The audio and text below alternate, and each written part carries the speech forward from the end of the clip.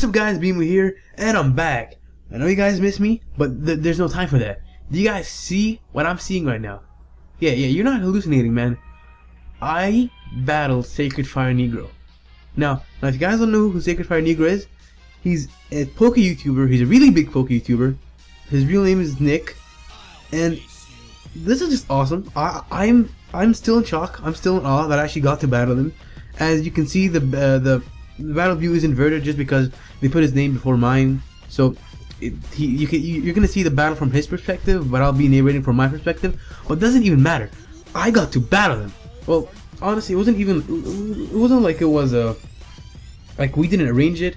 I was just like testing out this team on the UU ladder on Showdown, and I just happened to meet him. Well, I'm gonna be honest, I actually didn't think it was him at first, just because a lot of people, like put their alts as YouTuber alts, but they just change a little, like some letters or whatnot, and you can see it in his name. It's like the O in Negro is a 0, but his channel name has an O. So I was like, that's just not him. Someone is copying him, and I was like, whatever. But then it's like I got really interested, so I went to his channel and I watched one of his Showdown lives, and this is his alt. He does put a 0 instead of the O. And I was like, I felt so stupid because I could have talked to him, but I didn't. Because honestly, I thought it was just a fan who's copying him. But yeah, I mean, after I discovered it, I was really excited. But shit, man, I really wish I would have doubted it, because I don't know, whatever. But whatever, I'm really happy that I got to battle him. But let's talk teams. So this is actually a really interesting team that I built. Originally, it was an Espion team. And I was helping this guy who built it because he wanted to build an Espion team, and Espion is absolute trash, in my opinion, in UU, even though I got swept by an Espion once in UU, so yeah. But yeah, I built this team around Espion. Espion was in place of the Porygon, and I honestly started to notice that this team was doing really well, but it wasn't Espion, it was the Diancie, and Diancie is just powerful. Like the core, I have a fire, grass, water core, which works decently well together, and with Diancie they work awesome. So yeah, this team is really good. The Galvantula is a little bit stupid on my part, just because it's supposed to set up sticky webs, but even after sticky webs, almost everything outspeeds Diancie. Like even after they get their speed lowered by sticky webs, they're still faster than me. So there's really no point in running sticky webs on my Galvantula, or even running a Galvantula altogether. I think what is it called, rapid spin or defog support would be much better, considering that I have no way of spinning away hazards. But overall, this team works very nicely. I did replace the Espion with Porygon, as I did mention before, just because as I mentioned before, this team was really slow. Everything is extremely slow except for the Arcanine, but still it's a defensive one, so it's not that fast. So I wanted to run a Choice Scarfer, and I thought I would try a Porygon, even though it's not working as good as I thought it would, because people usually run Choice Specs on Porygon as opposed to the Choice Scarf, because Choice Scarf's Porygon just lacks a lot of power that Choice Specs Porygon Z has. But yeah, looking at Nick's team, it's extremely threatening, extremely powerful. He has some annoying walls. He has a Florges, he has a Trevenant, and Ampharos. Extremely annoying. Entei is gonna be okay. I can't deal with Entei. Diancie can kind of deal with Entei, but not really, just because I don't want to get burned. But Vaporeon should wall Entei very well. Pangoro, I've never battled a Pangoro before, so I really didn't know what to expect. But I've battled the rest of these Pokemon before, so like his team looks very offensive, yet it's not. I don't know how to explain it. It's just a threatening team. It's not very fast, of course, except for the what is it called? Noivern. Noivern is fast, but their team is somewhat slow.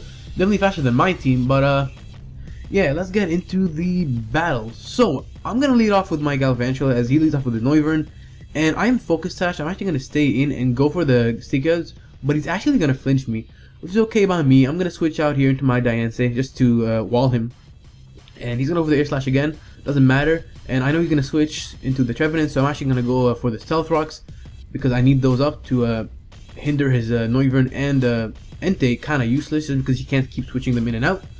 But I don't want to get burned, so I'm actually going to switch out into my Roserade, because I do have the natural cure, and I can wall Leech Seed. But he goes for the Curse, which is so interesting and really really cool, because like you can curse and then you give HP back by citrus berry harvest, so that's really cool.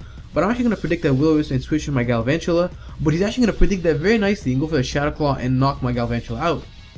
But here I'm gonna go for the spikes as he goes for the Will-O-Wisp, and I thought he might want to go for another curse, so I'm actually gonna end up going for the Sludge Bomb just to weaken him to the point where he can't go for another curse. But luckily for me, he does actually end up going for the curse this turn, which means that he's gonna get knocked out because he was below 50%. So now that the Trevenant is out of the game, my Diancie can just destroy his team, because his team is really weak to my Diancie. But I'm gonna switch out here into my Arcanine, because this thing is bulky as hell. He's gonna go for the knockoff. Does a decent amount, but not enough to, I don't know, kill me. That wasn't obvious.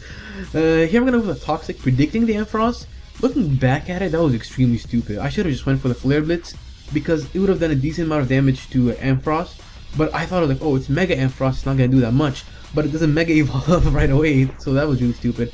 But I'm gonna go to my Diancie, predicting Dragon Pulse, as he does end up going for that. And here I do another questionable play. I go for the Diamond Storm as opposed to the Moonblast, because I thought it would kill. Unfortunately, it does not. And another Thunderbolt will definitely knock me out. Oh, sorry, not knock me out, but leave me to a point where my Diancie will be really, really weak, and I kind of need my Diancie because it destroys his team. But he's gonna go for another Thunderbolt here, and as I switch into my Arcanine, does a lot of damage, but I've still survived with 13%, not bad. He's gonna send in his Noivern, and I really need a free switch into my Vaporeon, so I'm gonna just fodder off Arcanine. And Vaporeon is actually my Wish Passer, so I need to pass a Wish onto my Diancie. So here I'm gonna go for the Wish. He's actually gonna stay in, which I think is a bad play on his part, just because Diancie like, Noivern cannot touch my Diancie, so basically he just gave me a free opportunity to wish my Diancie back up. And I'm just gonna go back to 100% like nothing ever happened, and I'm gonna go straight for that Diamond Storm. I went for Diamond Storm as opposed to the Moonblast because I want to get that defense boost, but I do not get it. But that's okay, because he sends in his Fangoro, and I really don't care, because he's gonna go for the Gunk Shot here, and that does nothing. Nothing. That's super effective, man. That is crap. And I'm gonna go for the Moonblast to knock him out. And I'm feeling pretty cocky at this point. He's gonna send his Entei. I'm gonna go for the Diamond Storm, but he's actually faster than me, of course. So he's gonna go for the Sacred Fire, and I'm gonna get burned. And that means my Diamond Storm is not gonna knock him out. So my Diancie just got stopped in his tracks right now. But he's gonna knock me out with another Sacred Fire. Honestly, I don't really care that much, because I can just win with Porygon. And I'm gonna knock him out with the Tri-Attack, and here his last Pokemon is the Florges, but I do end up hacking it to death, which is not that big of a deal, because I do have Roserade. I could have stalled him out with Roserade, but I'm gonna go with the Tri-Attack, get a crit and a freeze. That's really disgusting. I'm sorry, but it's okay, because even if I didn't get that, I can stall him out with the Roserade, because I do have Sludge Bomb, the Leech Seed. I can eat up his attacks. He can't poison me. So yeah. I'm gonna end it. So yeah, that's a good game. That's a really good game. I hope you guys enjoyed. If you did, please leave a like and subscribe. What else? Well, that's pretty much it. Oh, subscribe to SacredFireNegro, because you need me to tell you that. SacredFireNegro is awesome. So go subscribe to him. I mean, honestly, I don't think I should be advertising him, because he's way bigger than me. And yeah, I hope you guys enjoyed. I'm pretty sure I told you to subscribe and like, but I'm gonna say it again. I already did. And I talked to SacredFireNegro. I lied about that. I said GG, and he replied back with a GG and a smiley face. So I'm proud of that. And yeah, see you guys next time. Peace.